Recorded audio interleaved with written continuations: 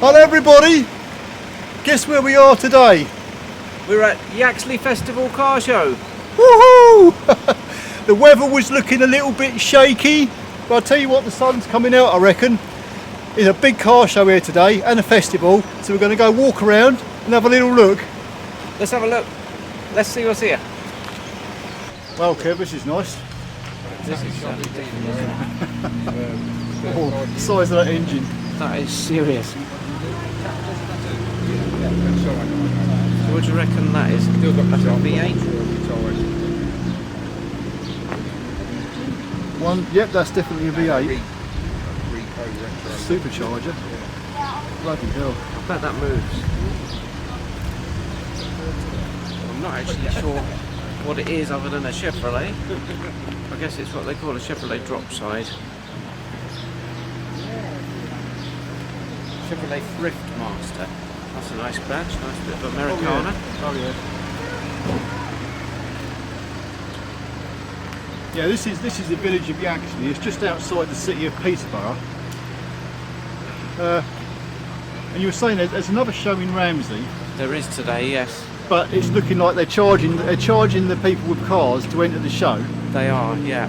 And this one seems to be a much bigger show. Yes. We thought we'd come here instead. Well, I've been coming to this show on and off since 2014. They don't always have it every year, but they're holding it again this year because they've missed the last two because of the pandemic.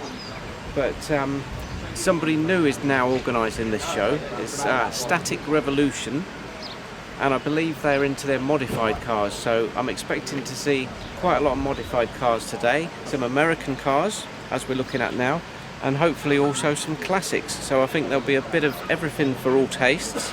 There certainly seems to be more cars here than I've ever seen at this show before, so it certainly looks very promising. And we'll see what's here. We'll have a good look round. Cool. Let's have a walk around. Oh, that's nice, Alan. Oh yeah. I like the colour scheme on that. That's a Ford.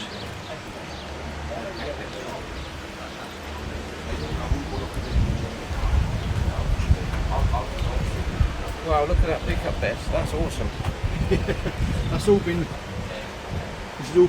fully restored by the looks of things. Oh, Very nice. clean. Very, very nice. Paintwork looks immaculate. Does it say what it is?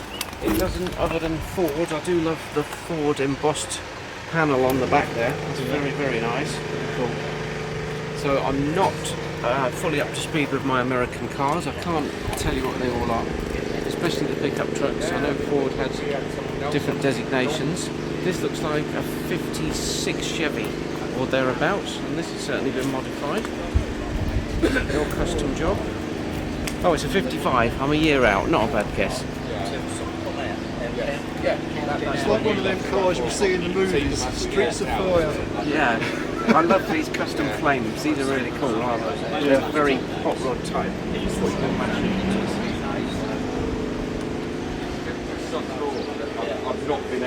And what do you reckon that is on the front there? Do you know what? I don't know. I've not seen any of the bands. I'd like to say nitrous oxide, but Well, we saw one, the 707. They were pretty good. I've not seen that. It's got a Moon Eyes sticker on it. Moon Eyes is quite a following.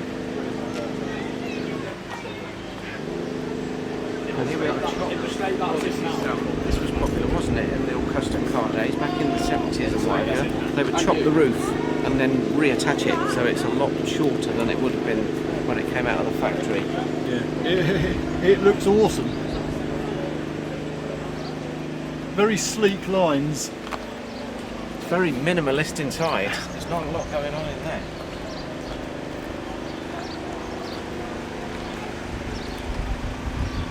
That's a beauty. Very nice, isn't it? Lovely pale blue. And then Cobra? I'm guessing it's probably a replica on an 82 plate, but yeah, AC Cobra. This is what I like. And I'm sure there's a lot of people watching this that love AC Cobras, but I never really got into them. They're the one car I never really thought a lot of for some reason, so no offence to anyone who's really into them. I can see it's got a V8, and it says a 383 Chevrolet, so I bet that's got a Chevy donk in it, as they call it. I like the side pipe. I used to have one in my 2 litre Cortina. What So- side pipe? I have to say, so I don't mean to be disrespectful to the AC Cobras, but I much prefer the car next door. Oh yeah. I'm not up on them well enough, but I know there's things like road runners and stuff like that. It might be a road runner. Now this is something I could get accustomed to. I would love to do the daily commute to work and back in a car like this. That would suit you, Alan. It really would. It's sort of got, I know it's like Mopar Plymouth. It's got a hint of the General Lee about it, hasn't it? It's sort of got those same lines. Oh yeah. Yeah, they look a bit like a Dodge Charger. Yes, they are very similar, aren't they? But of course made by the same Mopars. They made the Dodge and Plymouth. So not surprising the styling is similar. Same sort of mirrors. I remember those round mirrors on the Dodge Charger. And note to vehicle manufacturers, that's how you brand your car. Look at that, Plymouth. Oh. We've got twin exhaust pipes, or as Americans would say, twin mufflers. It's a 68, March 68, California. So I would guess coming from California, that's probably nice and rust-free, dry climate. Yeah. Oh, I'm in Plymouth heaven. Unusual to see a floor transmission rather than a stick shift, column change, sorry, on Yeah. these.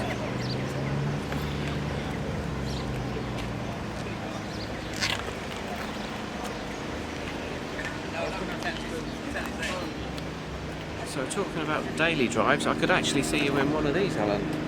This is a Dodge Ram Oh yeah. from the 90s. Yeah, it's got a V8 Magnum in it, so I bet that sounds lovely when that starts up.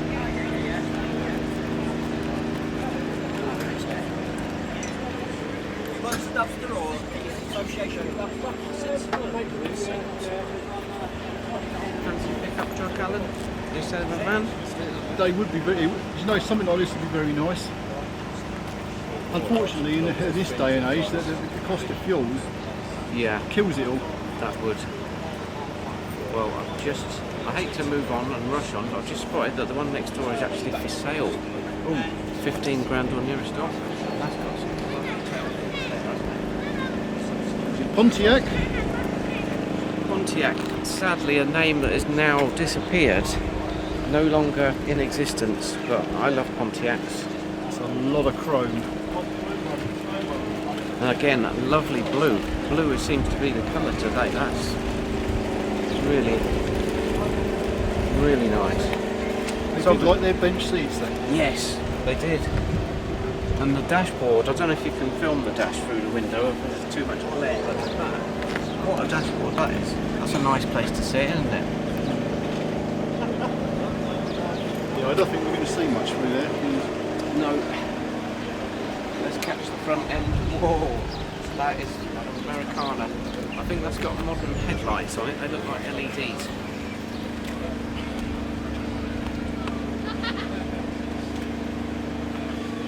You know, a lot of work went into that bumper. Definitely. Imagine them building these in Detroit back in the day. General Motors. Yeah. Fantastic. They even look like it's got LED headlights. Like that's some kind of modification. Yes, Yeah. that is a modification. Not sure where I sit on that. What do you think, Alan? I prefer to keep it original if it's period, but I suppose... Well, yeah. Mind you, unless you get up close, you don't really notice it. No, that's true. It's done tastefully, it's done well. Right, well as we've moved on, we've just sort of had a look at that little American section, which was fantastic. But here is the main field, and I think we're going to have to pick one end and start and go round. We've But the certainly got some variety. You've got a whole bunch of camper vans. Volkswagen campers, T5s and T6s. Awesome. I do love the pop-top campers. One day I will get one. And I did a couple of weeks ago, I did actually go to the motorhome show at Peterborough Showground and had a look around that. And there's some lovely conversions. And these look pretty impressive as well. The Volkswagen transporters that have been converted, they seem to be a favourite. Definitely. There was more Volkswagens at the camper show than any other make. This one looks absolutely stunning. I love this aubergine colour. It may look black on the screen, but it is actually a very deep aubergine colour, isn't it, Alan? Classic Volkswagen camper. This is about 1985. Oh yeah. Electrolux. So the driver's seat looks like it definitely come from 1985. Yeah, that's original, I think it's fair to say. Still is a sought after. They are. And this is the sort of, everyone remembers the classic VW shape, and this was the shape that replaced it. But these are now, as you say, these are now very sought after themselves. That's quite an unusual layout inside compared to today's campers, isn't it? I was wondering, is this got the engine in the back? That's a good point. I believe it is, isn't it? Was it under there? Yeah, it would be if it was. Got the electric hookup. Yeah, engine in the back.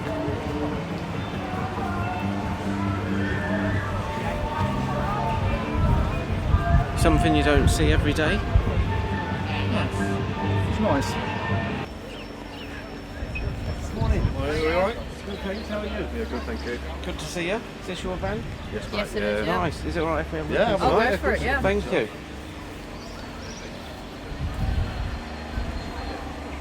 Now that's the sort of thing I'm talking about. Look at that. I'm That's just going to lovely. adjust the exposure here a little bit because Very, very nice. So you've got the swivel front seats, you've got a fridge on the side there, little sink, little hob, plenty of storage, and a rock and roll bed, a table, and the pop top. it's very plush. Very, very nice. Be nice down the seaside, just park up in something like this, make your cup of tea. Exactly. So believe it or not, I was just talking to the couple that own this van. They've had it 2 years. It was a builder's van, and they converted it into the camper van. So that's impressive, isn't it? It certainly is. I'll tell you something. If you think of a builder's van, there'll be chips all over it. It's clean as a whistle. Yeah. Unless it's had a respray, which we don't really know. No. It does look silver inside the door shut, so if it has had a respray, it's been a very thorough one. Oh, right. We are now in East Anglia Mustangs, so the sign tells us. And yes, we got some serious Mustangs here. Now, a couple of these, I'm just thinking this one here.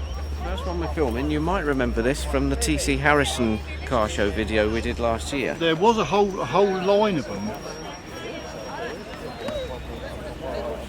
I'd have to look back on the previous video, but I guess these were here. This one, I believe this one was at TC Harrison, because I remember the registration number. I've certainly seen it at the show before, if it wasn't there. But of course, at the time when the UK Mustang was launched, I was working at a Ford dealership, and this was, the ones we're filming at the moment were still then the current shape. So all they showed us on a screen was the pony emblem and said the Mustang is coming to Europe, but we didn't know what Mustang it would be. And then it turned out to be this one, like the black one here, which is the latest generation. And I have to say, I love the ones that we've just looked at, but when they launched this new model, it was just wow, because it has all the styling cues of the Mustang, but a really nice modern shape to it as well. Yeah. They do turn people's heads. And I'm a bit of a geek with the details, but just by looking at the front of a Mustang, you can tell whether it's the 5 litre or the 2.3 EcoBoost simply by these bars here. The grille is different on the 2.3, so if it has these, it's a 5 litre. If it doesn't, it's the 2.3 EcoBoost. But of course, you can always tell by the badging on the side. But that's just a little tip. If you see one in your rear view mirror, look out for those. Now this was my favourite colour on the Mustang, Grabber Blue, which is actually a heritage colour. They used to do those on the, I think it was the early 70s, something like that. They used to have Grabber Blue as one of the colours. They reintroduced it as a heritage colour, and I think it really suits the car. It always looks nice in that shade. Yeah. This one is a bit of a head turner, I must say. This is a Yeah. in white. I've not seen one in white before. No, white wasn't the most common of choices for anyone ordering a Mustang. You've got a carbon fibre spoiler on the back there. I've noticed a lot of these Mustangs we're looking at have all had some sort of modifications. I've never seen one with this louvered rear screen on the back before. I remember them louvered screens. There's something from the 1980s. Yes. Well, do you remember those on the Mark 1 Capri S? It was an orange Capri with those slatted black window louvers on it. That's when they first introduced that. So I that do would have been remember. Do you know 70s. what? I used to have a louver on the back of my Cortina. Did you as well? Yeah, they made Is that one. the same as the side pipes? Is that the same Yeah, car? yep, they made them for the Cortinas back in the day. Well, this one certainly looks very stealthy. That's a very flat black. Ooh, supercharged. 5 litre supercharged. I've just got to say, Alan, can we have a look at the back tyres on this car? Because they're definitely not standard. And this has got the matte black look. It seems to be catching on these days. Look at the size of those wheels. Let me just do this. I've got to keep adjusting the exposure manually, but look at them wheels. How cool are they? They're ready for the racetrack. I'm just reading about this car in the window. There's a little bit of info here.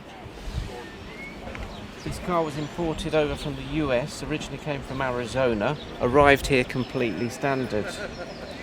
Everything under the hood is virtually brand new.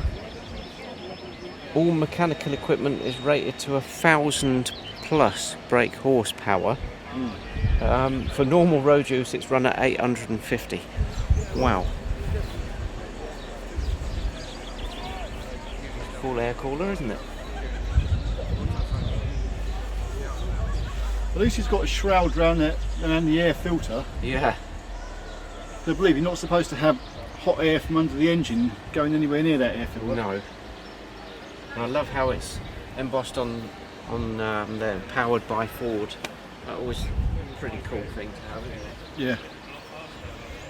I'm sorry for my outburst. I've just seen, we'll come to it later, but I've got a bit too excited. I've just seen Kit from Knight Rider over across the field. My all-time favourite TV show. So we'll have a look at that. I'll try and contain my excitement, but Kit's here. I haven't got my watch, I can't speak to him. This Mustang, let's focus on the Mustangs. I think this was called something like Lightning Blue, Blue Lightning. Lovely shade of blue. A little bit deeper than Grabber Blue. And this one looks more of a standard Mustang. Of course, the big debate was, do you have the black wheels, do you have the chrome wheels? You could specify it when you ordered them. I think there was a thing called a custom pack, which I think had the black wheels. And a lot of people opted for that. I have to say I quite like the silver wheels on a Mustang because they do show off the size of the wheel a bit more because you've got that contrast against the tyre. Yeah. These are a bit more of a stealthy look. You like this one here? You got the yellow stripe on the wheel. Yes. That just sets it out, doesn't it? That's quite nice in black and yellow, isn't it? Now here's another little detail I just want to point out, because I love pointing out these details on cars, as Alan knows. All the 5 litres are badged as GT, but if you've got a 2.3 EcoBoost, it actually has the Mustang Pony there instead.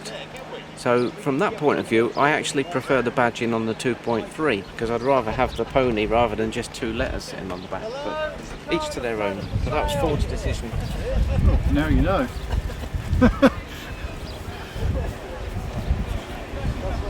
We're in the Ford section now. Ford Focus ST170, first Ford Focus with a 6-speed gearbox. 2002 these were launched. That's an 03. ST170. I remember them 40 years ago. They were quite a big deal back in the day, weren't they? Oh yeah. Well, 20 years ago now, 2002. And then of course next to it we've got the Fiesta ST, and you can see that the Fiesta's grown in size because it's almost the same size as the Mark 1 Focus now, isn't it? They all seem to be getting bigger these days. The biggest one I come across is the new BMW Mini compared to the original Mini. Yes, totally different. Well, I guess this one next to us is probably more your familiarity, the Mondeo ST. Yeah, I mean, we had one down a few years ago in the garage. You worked on the diesel one, I believe, didn't you? You did some videos on that one.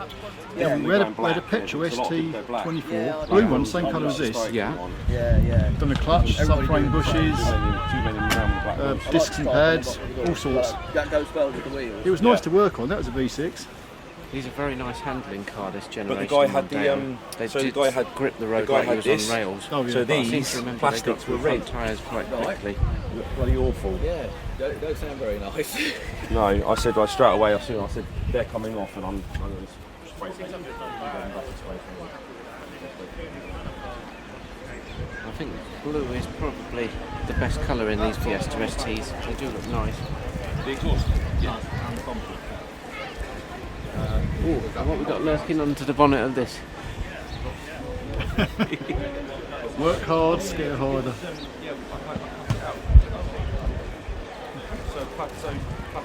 I have to say, when we just had a look at the Mustang a few moments ago, you can really sort of get an appreciation of the engine, but these, they're just shoehorned in and it's all covers and you can't really see a lot, Alan, can you? Well, not these days, you can't. Not like it used to be.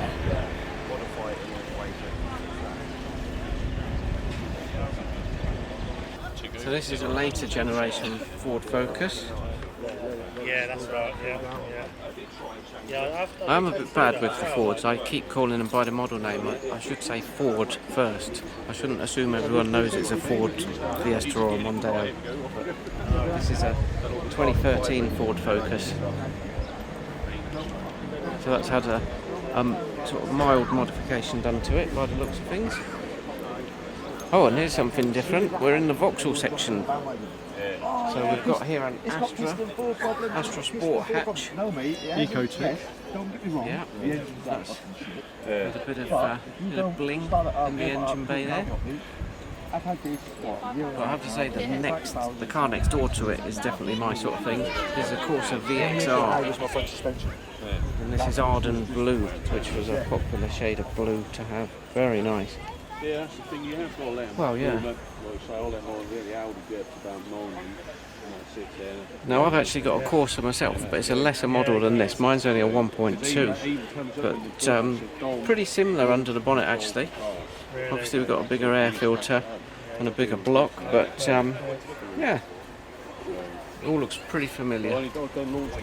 Oh, and then we've got an Astra twin top, which was the convertible. So this was kind of the rival to the Ford Focus Coupe Cabriolet. They both sort of came out about the same time. But I do like these, and I like the interiors.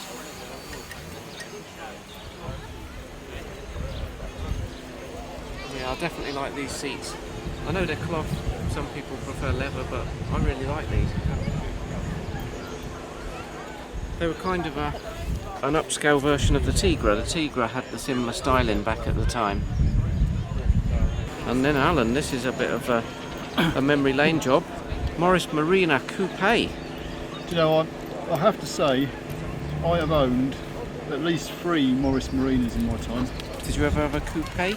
I did. Oh, cool. I had a blue coupe, 1300 overhead valve engine, A series engine. Well, this on the badge says it's a 1.3.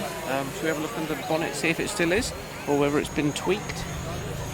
Oh, the old curvy dashboard. British Leyland Special.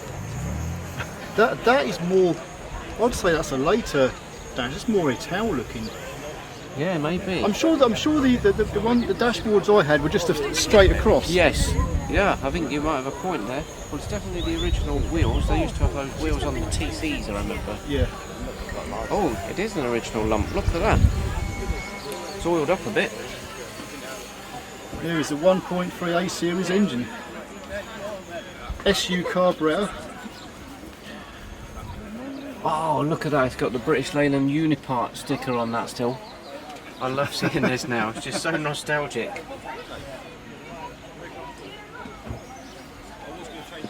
But yeah, that the amount of oil on there, I think that does need a bit of attention. It doesn't look like it's had much done to it. It's sort of like kept it as it is. Yeah. But these were prone for rusting out. Oh, film down there, Alan, just at that point of saying about the rust. Yeah, talking of rust, there you go. That was the problem with British Leyland cars back in the day. They didn't have the quality that we get in today's cars, but also the steel that they used wasn't great. And of course, everybody knows a lot of the British Leyland cars were made during turbulent times where there were lots of strikes and industrial action. Yeah, the So suspension weren't much either. The I believe- hydroelastic suspension, Yeah, I believe on these things, that even the very early ones, they had, instead of ball joints, they had trunnions.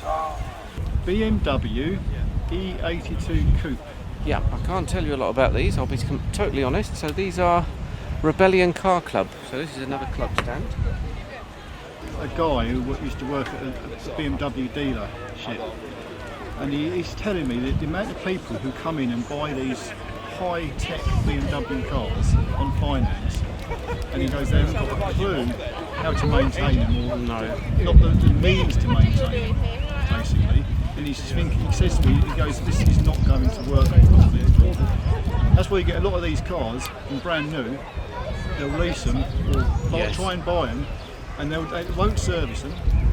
And these things are highly computerised. They are. They're very technical, and they need to be looked after. Well, let's be honest, they are built very well. BMWs are a quality product, but there's kind of a bit of badge stigma to them, in people are drawn to buying one for the badge rather than for what the car actually is. Yeah, it's a big price tag in maintaining them. Talking of BMW, this is my favourite BMW product, the Mini. So I was sceptical when they launched the new Mini back in, I think it was 2001, something like that. I didn't know if it would take off, but there we go. What did I know? It absolutely flew out of the showrooms. And it is a nice car, nice product.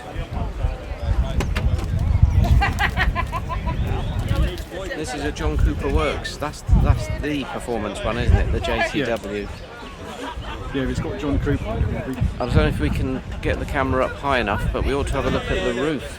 Minis are well known for having different roofs available, but this is clearly a custom roof job on this one. Looks like we've got some sort of Day of the Dead mask or something on there. I'm just kind of wondering here, does the suspension actually go up hydroelastically? I would say it does, because if it doesn't, that's going to rip the hell out of that when it starts off. So I'm sure this is on air suspension. Yeah, because you wouldn't even be able to turn the wheel there. But the Jaguar X-Type, as you probably know, Alan, was essentially a Mondeo underneath. Yeah. It was a Mondeo platform. Also the same Ford Mondeo engines, but tweaked a bit, Jaguarized, I think the dealers called them at the time. I remember talking to a Jaguar dealer when these were still new, and they were keen to sort of downplay the Mondeo connection, but for me it just made it more of an affordable Jaguar, because a lot of the components were Ford components, because Ford obviously at that time still owned Jaguar. No longer the case, of course. Jaguar Land Rover sold off, now owned by Tata Motors, separate company. Right, we've just met Owen, who's with us, and he's going to tell us a bit more about this Audi, because we haven't got a clue about it, but he's the man to tell us. Owen, over to you. Oh, how are we doing? Right, the Audi at the moment, it's a standard, well, it looks standard, TDI, but it's had a stage 1 and a stage 2 remap. Cosmetics wise, it's not had a lot done to it. It's, had a few refurbishments, paint issues here and there, just to tidy it up a bit. But it is running 275. There's not much under the bonnet. It looks pretty standard. It's more of an ECU run, obviously for economy, if that's right. Yeah. The question I've got is, you've had the remap. Do you actually notice that much more power? Oh yeah, a lot difference. It's you can drive it standard like as a normal road car, cruise around at 30 mile an hour, and it's fine. But the moment you put your foot down, it does literally throw you back in your seat. It's astonishingly quick. So the power's there when you want Oh, it's definitely one of those cars to get you out of a sticky situation if you needed to get out of a sticky situation. Definitely. It makes you wonder how much more power you can get out of a car when it comes out the factory standard. it. Yeah. How much power's in that engine that's not being released? There's always some room in there, isn't there? I think there always is. I like that description. Sleeper is a good... It is. It looks standard. People look at it and think, oh yeah, I'll give them a go. The moment you put your foot down, it's like a bat out of hell. Well, I'll be honest, we didn't know anything about it. That's what I'm saying. We You just look at say it and I was like, yeah.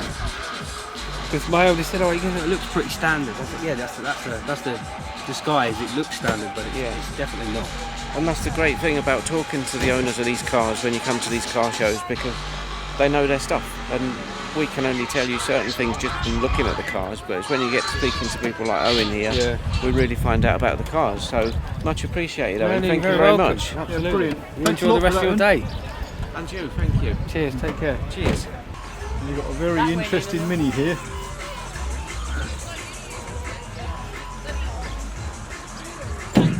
Oh! No, that's not original. I don't remember British Leyland making an engine like that. Hello, do you know what engine it is? Yes. It's a 1.8 turbo K-series engine. Do you know what? I should know that. The old Rover engines. Yeah, Rover ZR. Yeah. That's why it come out, Rover ZR. Did you fit it yourself, or was it you bought Yes, by the car? no. So we brought it with a 1.8 standard in. Just a 1.8 standard K-series engine. And then he blew the head gasket. Just naturally they go. And then he found somebody that was getting rid of a whole Rover ZR car with a 1.8 turbo in. And he phoned me up and went, James, you're a welder. I need your help. I went, what now? And then, yeah. So we fabricated all the front. And well, the day he brought it, the guy we brought it from, I'm not saying he was a bodge job or anything like that, but the suspension dropped on the way home. So I redid all the suspension, re-welded it all, we refitted all that. And yeah. So how does something as small as a Mini cope with an engine of that size? What's it like to Well, drive? because Bit of the a reason, handful? yeah, it's a handful to handle. And if I'm not allowed to drive it because, yeah, my brothers. But so from here backwards is a 1972 Leyland Mini, and from here forwards is a Rover ZR. All the subframe and everything like that came from the Rover. So it's all built to hold the engine. And I take it you've got some decent brakes on there as well. Yes, they came from the Rover as well. And I think they are slightly upgraded. I don't know too much about the brakes. But yeah, definitely a Labour. It's amazing you fitted it all in. It's really good. Yeah, the front end is a little bit longer than it should be. Okay, so it's a little bit longer than the standard Mini to accommodate it. Is that all fiberglass, the front? Yes, it's actually, if you look inside, it's two put together. Oh, okay. We couldn't get one long enough. But we have got a shorter one at home ready to go on, but we just got to reroute the intercooler and the radiator and stuff like that. Well, yeah, I can see you've got the Rover centre caps there as well, so yeah. Yeah. So technically it is still, I suppose, British Leyland, isn't it? It's a Rover engine, later generation. So it has kind of kept it in the family. You know, yeah, try and keep it all in the family. And yeah, I think it's running about 200 brake horsepower. And then considering the engine, that's the weight. That engine weighs more than the rest of the car. Yeah, I would imagine Yeah, that's quite front I think heavy. it's about 800 kilos all in. Honda Civic Type R, Golf GTI. Yeah, Golf GTI Mark II, that's nice. D-Reg 1986 or 87. Another Ford Fiesta. Yeah. Well, that's Innocent Car Club. This looks like a Honda. It does. It's definitely a Honda.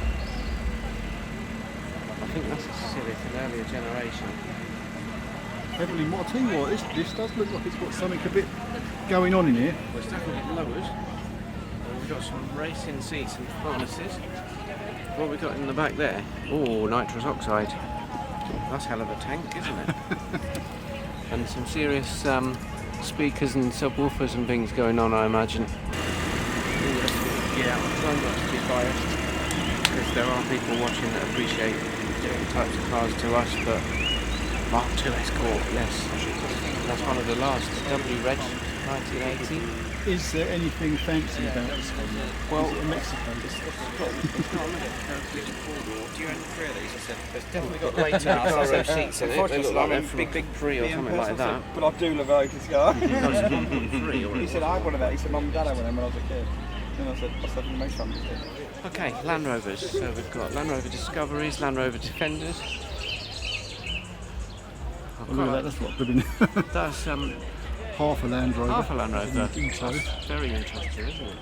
It's like going down that thing. That's the only Freelands for that one, actually, isn't it? These are becoming more and more popular.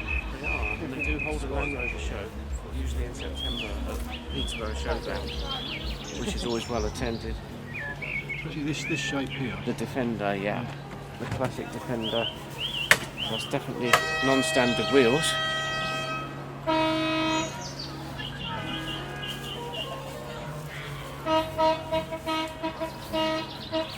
So that's actually, yeah, that would have been, rather than the Defender, I think that would have been branded a Land Rover 90 or something back in 1986. So they have various names. But essentially the same, but improved over the years.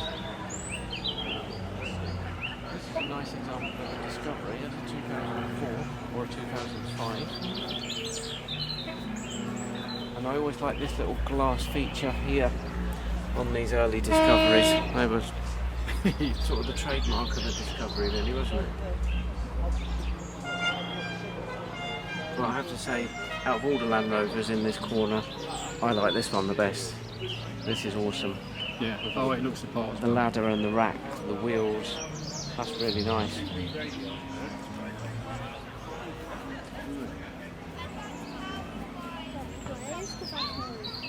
Looks like you could do some serious off-roading in that. And can we just get the springs and the shocks here? Can you just off-roading with these wheels and that on it? Yeah. Wow, BF Goodrich tyres. Remind me to get the football out of the tree when I get home. Yeah, there's some proper tread on these. And a snorkel, so we can do a bit of through water and what have you. Snorkel's quite a popular kit, and a lot of people can fit these themselves to the Land Rovers, and they are useful. So just channels the exhaust, and you're fine in deep water. Otherwise, it's game over, and you don't want to get stranded. Yeah, you don't want to induce water in one of these engines. And that's had some LED headlights fitted as well. We were looking at the Pontiac earlier. That's the same kind of thing. You like it? Right, we're just going to pick out one particular car here. We're going to have to do it. Kevin's got a lot to say about it. Fly over, went to work, finished it. Do you recognise this? I could do a whole video just on this car. This is a Pontiac Trans Am, third generation, but it's been converted to be a Knight Rider replica. So those of you that don't know, or not old enough, not like me, Knight Rider was a massive show in the early to mid 1980s, starring David Hasselhoff, who you might know from Baywatch as well. So Heard you say Pamela Anderson wasn't in Knight Rider, she was in Baywatch, yeah. So sadly she's not here today. But this is a third generation Trans Am. Now, if you're proper into Knight Rider like I am, you'll know all the little features, but first Alan's just having a look. That's the scanner, that was the red light that used to go backwards and forwards. Yeah, so you go, that's it. I'm doing the sound effect, there we go. So different seasons have different noses. This is actually, shows you how sad I am, this is the nose from the 4th season of Knight Rider, because the 3rd season one, you had some little panels here that were cut out, but they smoothed it off for the 4th season. And they also had different spotlight configurations under the grille, so you can always tell the nose which one it is. So this is a season 4 replica. We can tell It has got the ground effects package on the side there, the little just in the corner, but it hasn't got the vents, so it makes me wonder if it is a Trans Am or if indeed it's a later Trans Am. Bowling ball hubcaps, turbo cast wheels. 15-inch was the ones used on the show, but these are the 14-inch because 15s are very, very difficult to get hold of. Wow, unbelievably, it has got the correct PMD tan seats. These are also a nightmare to get hold of. If you're thinking of buying a Trans Am, converting it into kit, some of these parts are an absolute nightmare to get hold of. But that's got the proper seats. PMD tan seats, wow. Left-hand drive. Left-hand drive. It hasn't got the Knight Rider dash, which is that's a handful in itself if you want to put a kit dash and steering wheel in. But there are companies out there that will sell them to you. It's got the correct T-tops. Not all of them had. In fact, the cars used in the show, some of the stunt cars actually had a hard top, and they just put a trim line on there to make it look like a T-top. But that's got the proper T-tops. It's also got the rear defrost. Not all of the screen used kits had the defrost, some had a clear window. It's got the correct spoiler. Oh, looking at the lights, it hasn't got the tail light blank. So I told you I'm a proper geek when it comes to Knight Rider. Completely obsessed with it. Should have worn a Knight Rider t-shirt today if I'd have known this was going to be it. Well, but it has got, for show purposes, the actual Knight registration plate, or license plate as the Americans would say. So shout out to my friend Matt. I know he's obsessed with Knight Rider as well. He couldn't make the show today. You've missed it, Matt. You've missed Kit. We've met the owner. Here's the owner of this. I'm the guilty one. Yeah, forgive me for being obsessed with this car. This is alright. Fantastic. A lot of fun. So what can you tell us about it? I've had it 12 months. 12 months? It's a 1988. 88, okay. It had no 82 parts on it at all. Had a red interior. And basically looking very sorry for itself. Someone had done a bodged MOT on it. Yeah. As I found out when I put it for an MOT. So it's all okay now. It's all good. Good. It's a little V6 stick shift. So not the most popular one, but it was on my doorstep. So was it a Firebird originally, this one? It is a Trans Am. It's an SE. Oh, it's an SE? Wow. Now, I've got to ask, how did you get a set of PMD seats in tan? They're very hard to get, aren't they? From America, yeah. Brilliant. Yeah. It's great to see those, the little details like that. The thing is, I don't think I'm going to do the whole hog. I'm not going to do the dash. You're just going to do the facade replica? Yeah. See, I'm geeking out again, but in Knight Rider terms, there's two types of replica. There's the full replica, where you do the interior, the dash, the head console and all the rest of it, or you can do what's called a facade replica, which is just the exterior. So this gentleman's going for the latter. He's not going to bother with the dash, and I perhaps don't blame him, because the steering wheel's not the most practical thing, and it's a bit of a nightmare doing all the electronics, isn't it? For anyone looking from the outside in, you can see the PMDs. Looks right. Exactly. T-tops. It's all good. And that is the other good thing. You will see other Knight Rider replicas, not very often, but everyone is different. Everyone puts their own stamp on it. Everyone does something slightly different. But this one, looking around this, is very accurate. So it's fantastic. Very good. It's a lot of fun. Brings a lot of smiles to faces. Yeah, but it's done that to mine, definitely. Good. Well, thanks for your time. Thanks for telling us about it. And have a good day. Cheers, and you. Thank you.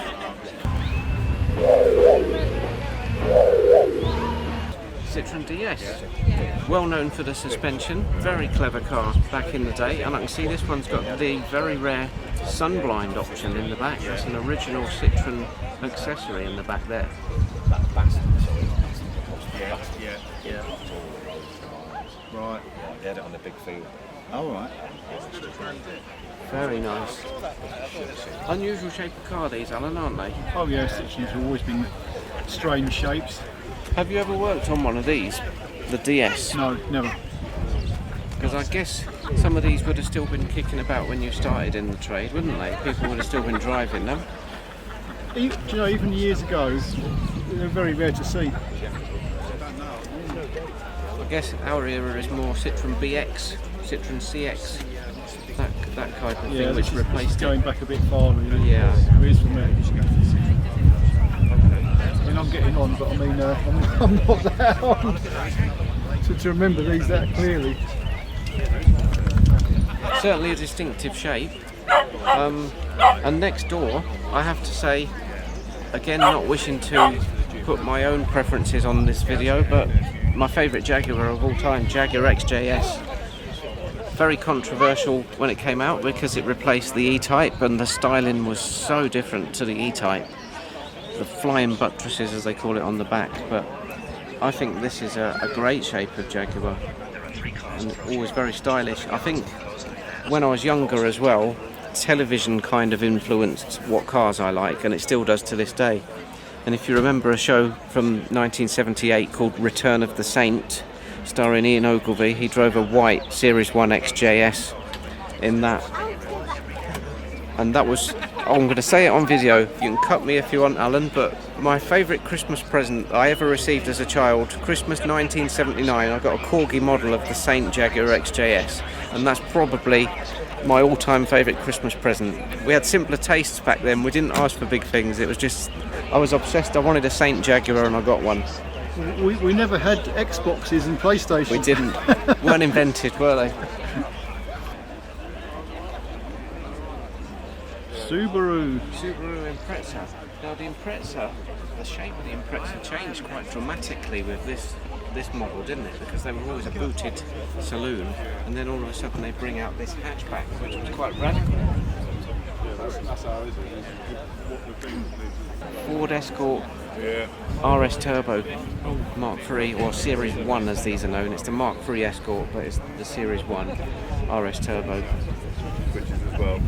And they were all made in white apart from one, I believe, which I think it was black, and it was made for Princess Diana back in the day. This is its first show, But that's definitely not standard. No, it looks like a very funked up version of the CVH engine.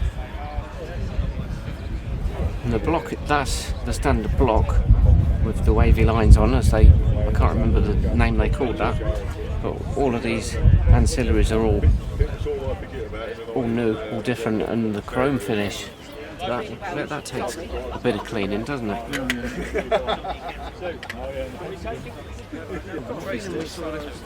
This is a Quantum. Did we see this at the TVR show or somewhere?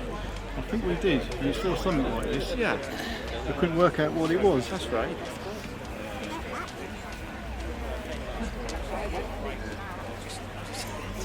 It's a bit like an MG. Yeah, it's kind of got an MX-5 sort of vibe to it, hasn't it?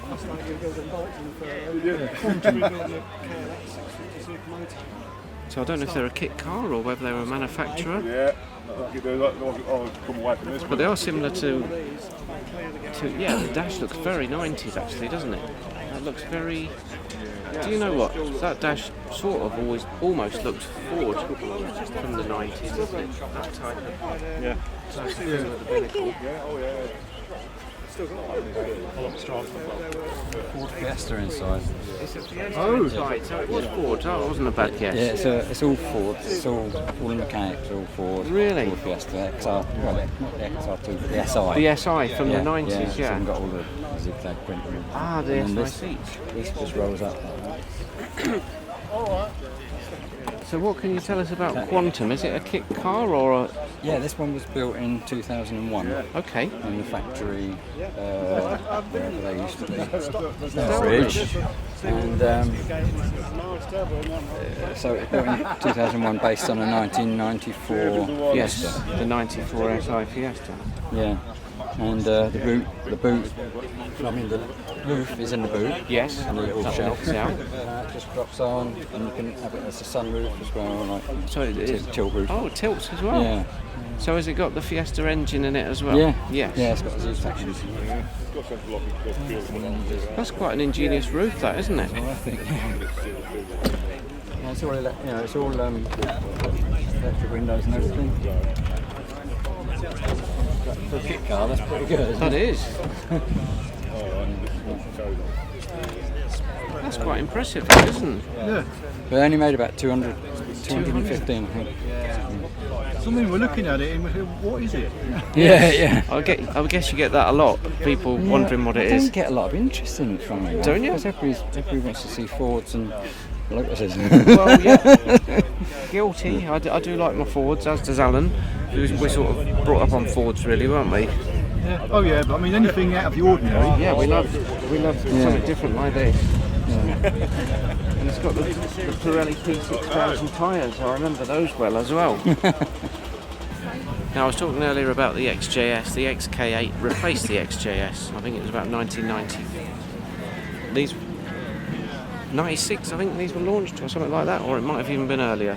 Yeah, we had one of these. You did, didn't you? You had a red coupe, coupe one. I actually got to have a drive on it. Was it nice? It was V8. It was all right, but it didn't have a. I don't think it was supercharged or anything like that. It was just standard V8, and it wasn't as quick as what you would thought it should be. Oh, okay. But it was nice.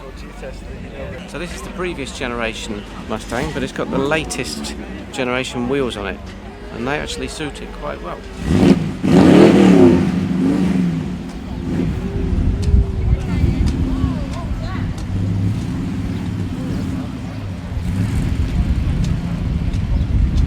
And a Nissan 350Z. Now, I've definitely got my Vauxhall head on today. Look what we've got here. Vauxhall Monaro VXR, something else you don't see a lot of. 6 litre V8. These were based on the Holden Monaro. It's essentially the Holden, which was the Australian arm of General Motors. Holden sadly no longer exists, but they brought them to the UK and badged them as a Vauxhall. 400 brake horsepower, it says in the window there. 0 to 60 in 5.2 seconds. Top speed 180 miles an hour. And that's probably the best bit. Fuel consumption. Loves it, it says. I bet it does love it. Look at this. What angle? Is that a Mustang? That's a Mustang, is it? This definitely looks modified. I'm looking at that badge on the front. That says 1650 GT. So that's quite intriguing. But great styling. I'm glad you're filming from this angle, because this was apparently a design feature. It was probably apparently supposed to stop the rear window from frosting over. Oh, you learn something new every day. ST220. No, it's not. It's a 2DCI. Oh yeah. It was quite a good idea of Ford to offer a diesel version of the ST. Well, mind you, this is the 2.2 litre. Yeah, they have the 2.2 litre diesel engine in these ones. Yeah, a bit rarer than the 2 litres. 155 PS. Now I didn't drive one of these when I worked at Ford, but I did get to drive the 155 PS engine. I think it was a titanium or something, and that certainly did have plenty of go in it.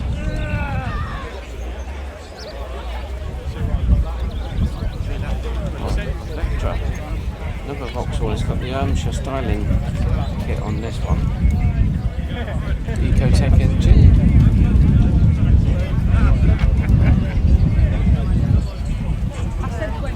And a couple of Golf. We've got the Golf Cabriolet. And then, wow, a Mark 1 GTI. Yes, there'll be people wetting themselves over this car. Now this is how I like to see classic cars. This is how it would have come out of the factory. So we've got the correct GTI grille without the second lights, because the early ones of these, this is how it was, just plain with the single lights, not the twin lights. And that's got the normal wheels on that one as well, rather than the Pirelli P wheels. So I like to see it like this, just a bit more of a standard spec. It's hot work, this running around cars. You've got to have a nice ice cream, 99 flake. How are we doing so far, Kev? Fantastic. What a great day. I never thought we were going to have such a bloody good turnout than what we've had today. No, it's really been exceptional. Loads of cars here. The rain's kept off, great. We was worried about the weather, but it's been a fantastic show. They've really stepped it up this year, so well done to everyone involved. Right, we've got to get our billy goat legs on because we've got plenty more walking to do. And we've got to eat these before they melt. Let's go! I will just point out, I don't really know next to nothing about electric cars, but I will point out these are bloody quick off the traffic lights. They're quick, full stop, yeah. I saw one rattling down the A1M a couple of days ago, and it wasn't doing 70 miles an hour, put it that way. I've never even actually looked around them.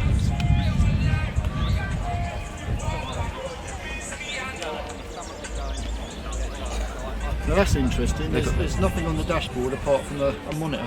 Yeah, very big screen. So you just press an app and it'll just take you where you want to go now. I guess. I don't know. I know nothing about Teslas.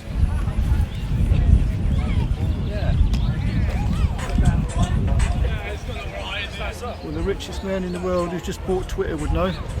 Yeah, that's true. This car on the end of the line, this is something I really want to have a look at. This is a Dodge Challenger RT, and it's got the Hemi in it. Whoa. 5.7 litre V8. Yeah, quite a modern one by the looks of it. It is. This is a modern one, yeah. No plate on the front, but it's going to be the recent one.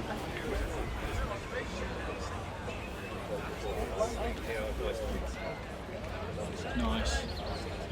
So what would you rather have, Alan? Would you rather have the Tesla we've just looked at, or would you rather have this? God, I'd have this hands down any day. Yeah, I'm with you. This is epic. I've not grown up in the computer age. I've no idea how old it is because that's clearly a private plate on it. But they did actually sell some of these in this country, but it's okay. So this is a left-hand drive, so that's an imported one. Another Corsa, it's less than standard. It's got the original spoiler on it and an additional spoiler, so that's double bubble. Nice Volkswagen. Nice burnt orange. Oh, look what I just seen. Well,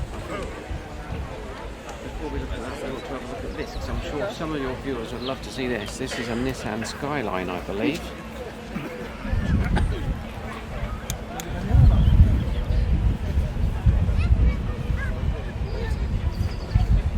That actually looks a nice engine.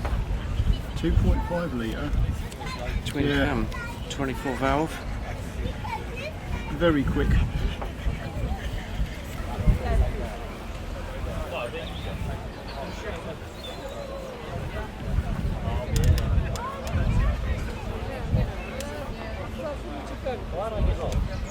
So we were talking about a contrast in cars at these shows. You couldn't get more different now. Next to this, a Fiat 500L. Oh, it's lovely. That actually, interestingly, Alan, we've got this parked next to a Mini, so that shows off lovely. You think Minis are small? Look how small this Fiat is in comparison.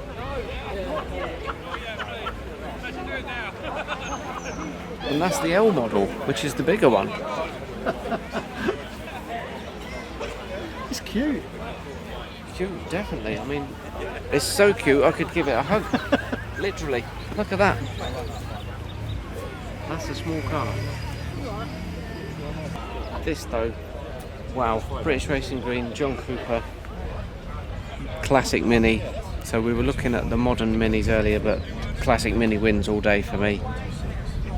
Love these.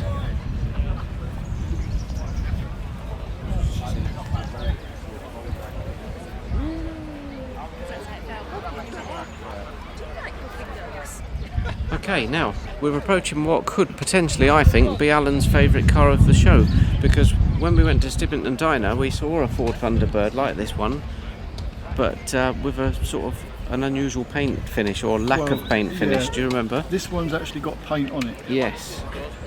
So I'm looking at it, I'm thinking it's about a 64, 65, I'm going to guess. What do you reckon? Oh, it's got an A, which is actually 63.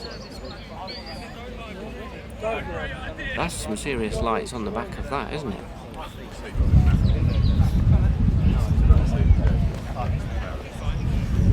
I'm thinking this could be the thumbnail car. There's a great shot of the inside here. We've got the open window. We can actually see inside better.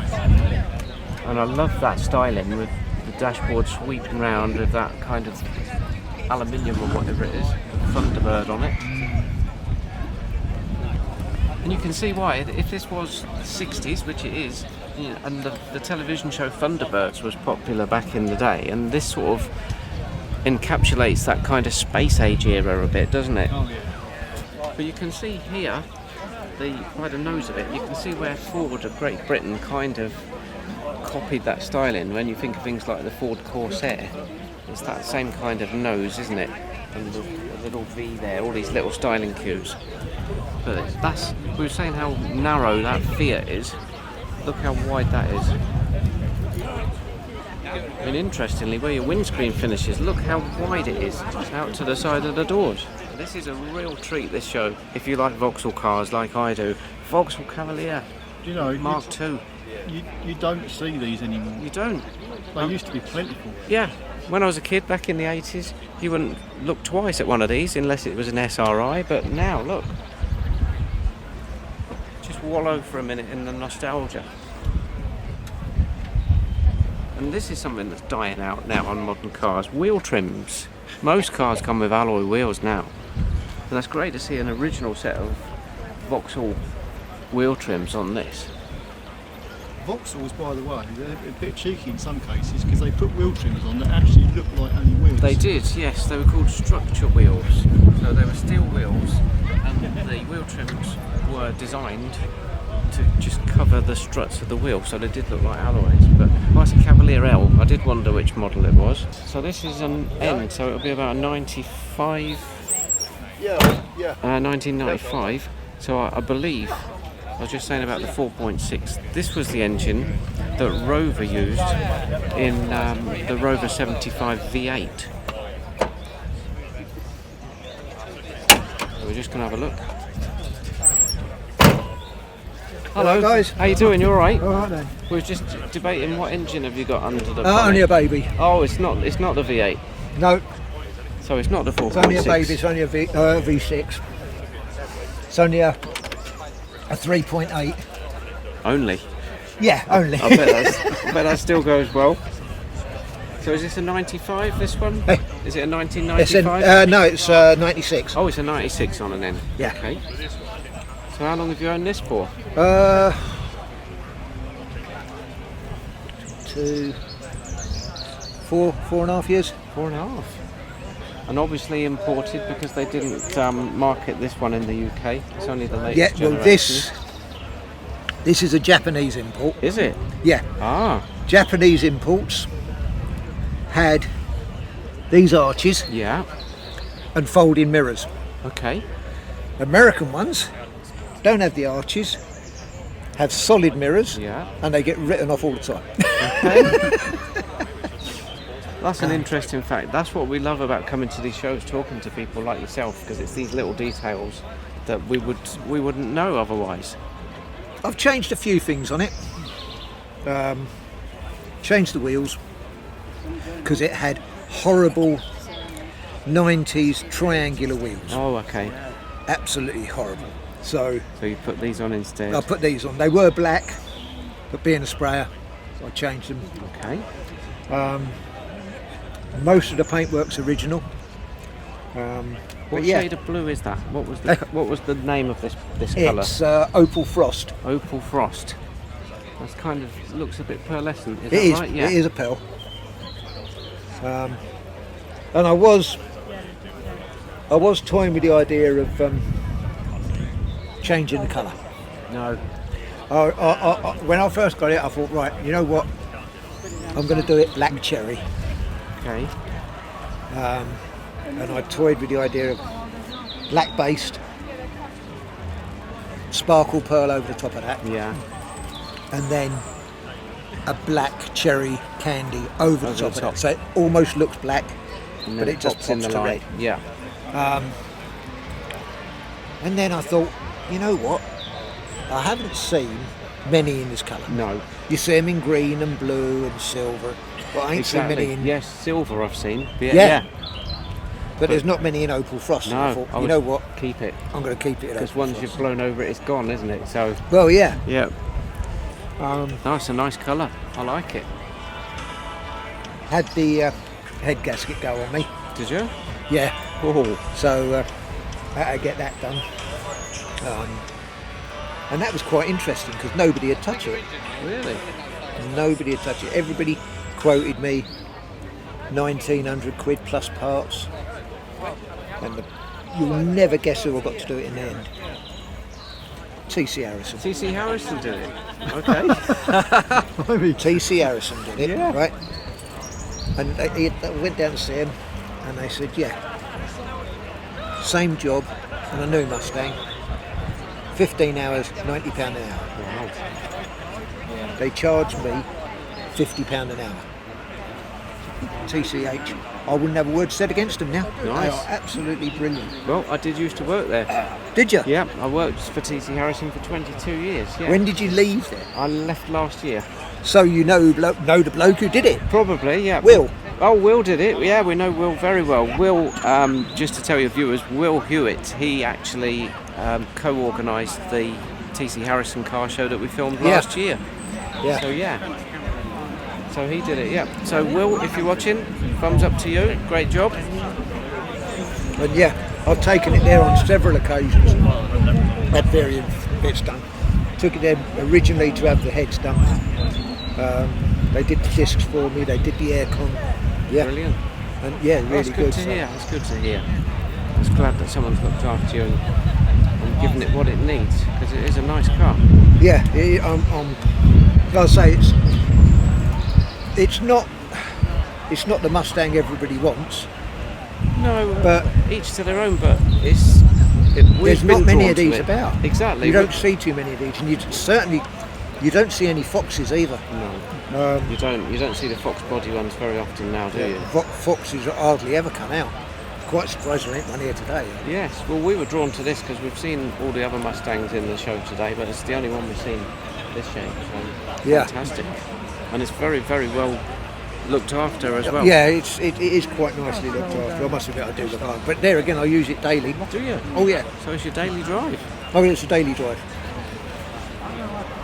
You wouldn't think that looking at it. Yeah, I go to work in it every day. So I do 30 miles a day to and from work. Fantastic. So yeah, and that's all weather, so... Well, thanks very much for showing us and telling us No about problem. it. Take Brilliant. care, guys. Have a good day. Enjoy the rest of the show. Thanks very much, bye. Thank you. Look what we've got here. This is a Wolseley 680. Not just any Wolseley 680, it's a Wolseley 680 police car. So these were what the police forces used back in the 50s. So we've got the police sign on the grille, but more importantly, we've actually got the Winkworth bell. So before the days of two-tone horns, you would have ambulances, fire engines, police cars all ringing a bell as they sped down the road. So that in itself is a nice period feature to see. They're quite an imposing car. I love the big Wolseley grille on these. And looking at it now, when you think of today's modern police cars, police tearing around in BMWs and the like, it's hard to imagine these were the main kind of police car back in the day. But I absolutely love this for what it is. And I think this is definitely a contender for my favourite car of the show.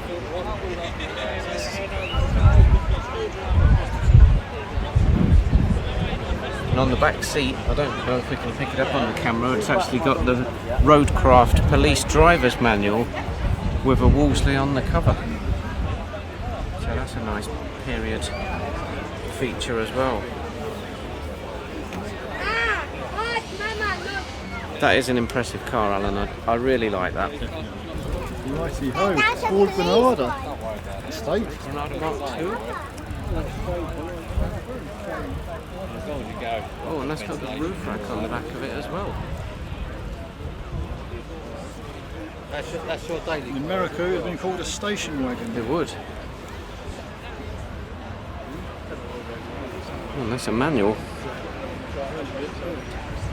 Honda has a 2.8 or something like that. Yeah, 2.8 injection. 1982 on a Y.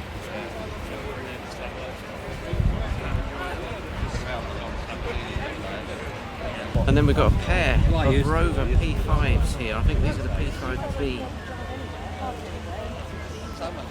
Now, a lot of the British Prime Ministers used to have this car, and even Margaret Thatcher in the 80s still favoured one of these P5s to a modern Rover. And I think it was Harold Wilson that had one with a pipe rack specially installed in the back because he smoked pipes. You're saying there, the little flag on the bonnet, it looks like if you were a diplomat. Diplomatic car. Should we have a look what it says in the windscreen? Definitely says something. But it's got unusual plates on it as well. Oh, this was delivered to the RAF in 1973 and stored for 2 years. It was withdrawn from service in 1980. It was then stored in a barn from 1981, purchased by its current owner in 2004. So that's literally a barn find.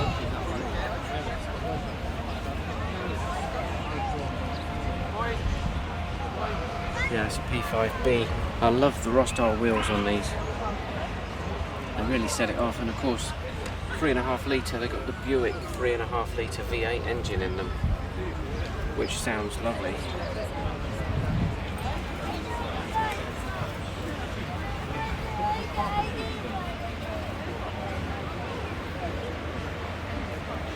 I reckon these must be hydraulic suspensions. Because this one's right on the deck. It's got to be, yeah, air suspension or something like that. There's usually a control pad inside that raises it. I can't see whether it's got it or not. But this is a Golf Type R, or it was a Golf Type R, that's been quite heavily modified.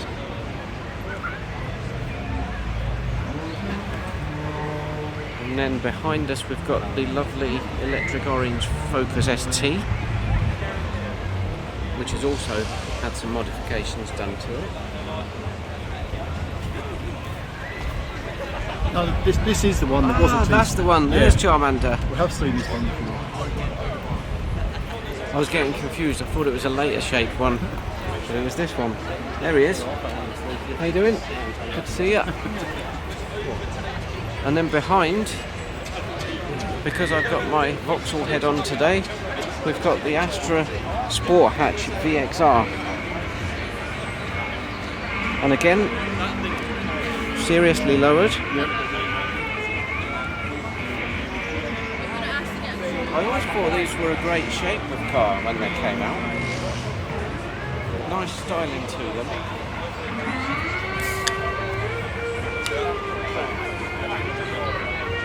And I remember when this generation Astra came out, it was kind of, in some ways, a little bit a step ahead of the Mark I Focus.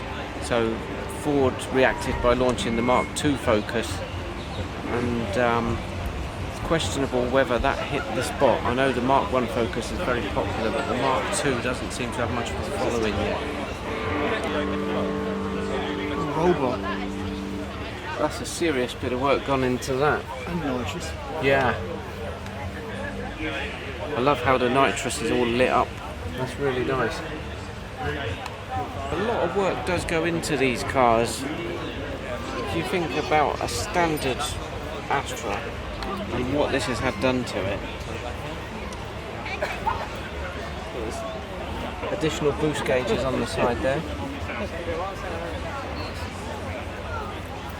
Say it, Leon. Yeah. Now that looks to be a bit of a sleeper again. 2 litre injection turbo. So the stand we're approaching now, this is the actual Static Revolution UK stand, and Static Revolution are who have organised this car show today. So big thanks to them, because we've seen a lot more cars than we expected to see. And a great turnout, and a lot of people here now as well, so a lot of people enjoying this show today. I spotted something behind here that's a little bit more unusual. Ford Popular. Yeah, that's got some very serious banded wheels. A lot wider than that would have originally been fitted with. Nice touch is the period AA badge, I quite like that. So this is for anyone who's looked on social media about this event, this was the car that was used to advertise it. So I believe it's a Dodge Charger, forgive me if it's a Challenger, I think it's a Charger SRT. And it's similar to the blue one we looked at earlier. If we went back to the 1970s, the Challenger and the Charger back then, I'm sure that the Charger had, it's either the Charger or the Challenger, one had straighter lines at the back and one was more curved. Yes. This definitely, when you look back to the earlier Challengers, this has definitely got the same look to it. Basically what Dodge did with this was what Ford did with the Mustang. They kind of reinvented it, and it appeals to people that remember the old one, but it appeals to the new generation as well, because it's a hell of a car.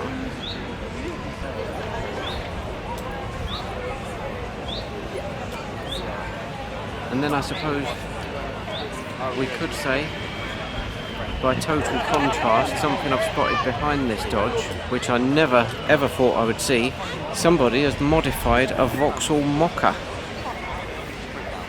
Let's have a look. I've got bells and Malabar. It's got a matte black bonnet, it's got a front splitter, blue accents to the wheels, it's got side steps, it's got LED lights on the roof, and it's got a rear wing spoiler and Climb Air wind deflectors.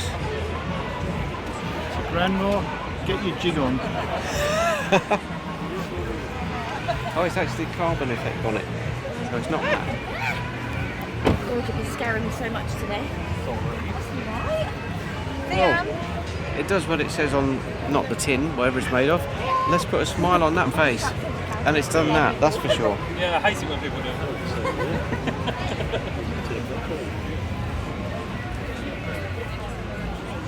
It's got a rear diffuser as well.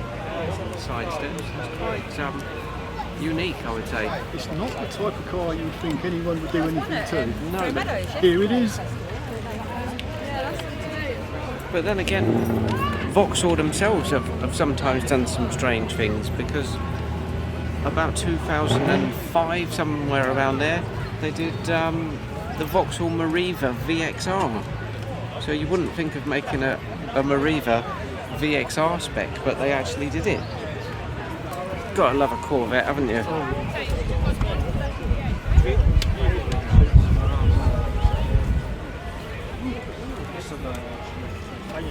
So I'm not up with my Corvettes enough to know which generation this is. My favourite Corvette was the C4, which came out in 1983-84, around about there. This is the later generation.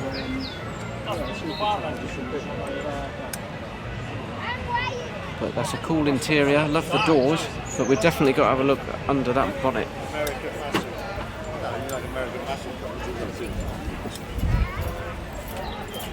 It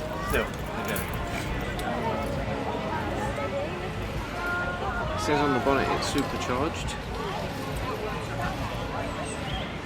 So you notice the belt is at the back of the engine. Yeah. And all the way up front. They are. I don't suppose you'd get to that very easily without taking the bonnet off if it was down there, would you? What size engine do you reckon that is, Alan? Oh, blimey. It could be anything from 3.8 to 5 litre or more.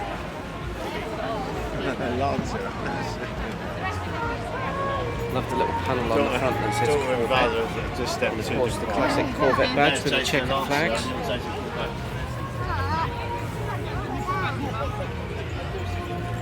So really, we've seen some great American muscle cars here today. We've seen the Dodge Challengers, we've seen lots of Ford Mustangs, Chevrolet Corvette. They're all here to see. So a good representation of American cars today.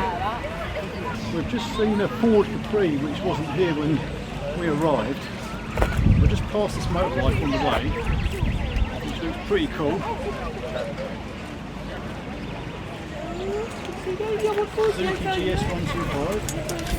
Yeah, Ford Capri Laser, 1985 86, lacquer red. These were available in a 1.6 or a 2 litre. Which one is this? Oh, it's the 1.6. Nice to see. That looks absolutely mint, doesn't it?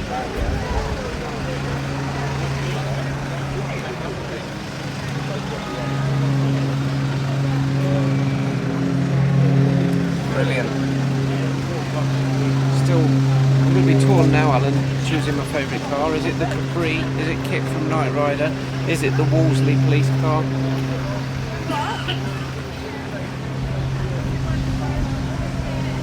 That is the car that I said I wanted when I was at school. I said I wanted a lacquer red 1.6 Capri Laser. Never got one, but there it is today. Alright everybody, that is it. We have walked our way around the show. We have seen some absolutely fabulous cars here today. There's a ton of variety, as you have seen in the video. Yeah. Anyway, it's that time again. It Kevin, is. you've got a choice today. Yeah. You can pick 2 favourite cars. 2, thank God for that, because there's so many to choose from. What's your second? My second has to be the Wolseley 680 police car. That was absolutely phenomenal, so that's my number 2 car. Alan, what was yours? Number 2, and the only reason this car is getting my second place is because it's too new. If it was a 1970 model, it would have won. But it is the Dodge Challenger. Dodge Challenger, good choice. Your number first car? Well, first place, what a choice. So many cars again, but for me, one clear winner, no secret. Pontiac Trans Am, Kit from Knight Rider. Has to be the Knight Rider car. So happy to see that today. Brilliant. You don't see a Knight Rider car every day, that's for sure. Anyway, my number 1 is going to be the Plymouth Roadrunner. Yes. Whoa! I would absolutely love to drive that around. I don't think the owner would allow us though. Anyway, and that's it guys, so thanks for watching. Until the next time, see ya!